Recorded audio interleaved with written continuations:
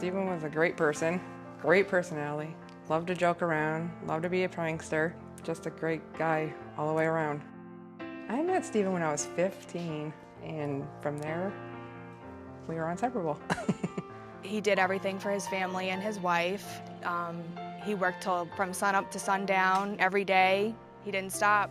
Well, first he worked at Sunnyside Gardens, and then he worked at ARM Construction, and then he wanted to pursue his own business. Stephen, I think, wanted the best for me and the kids, so I think he thought that was going to be the best way to go at it.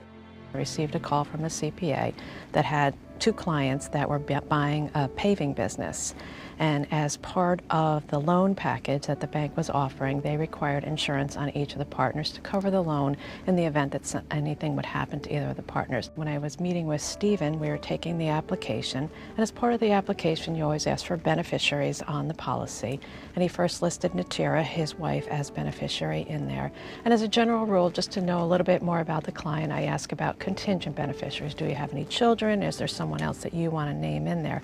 When we got up to child number 5, listed as contingent beneficiary, and I looked at Stephen's age, I asked him, I said, boy, have you ever thought about what would happen if something were to happen to you? How would your family take care of themselves? I'm sure your wife is not working with 5 young children.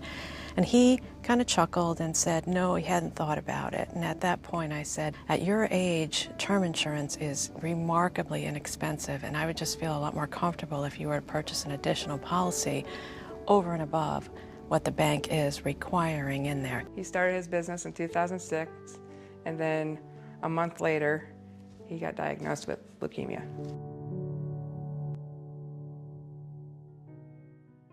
The chemo was kind of hard for him, losing all the hair and getting really sick, and he'd got better at first, and then he got even more sick, and it was just a struggle.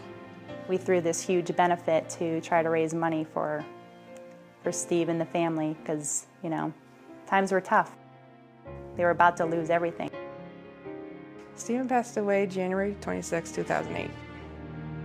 The insurance proceeds were used to provide for a home for Natira. She was able to purchase a beautiful home to raise her family in with nice property, a pool, nice school district, a nice place to raise her family.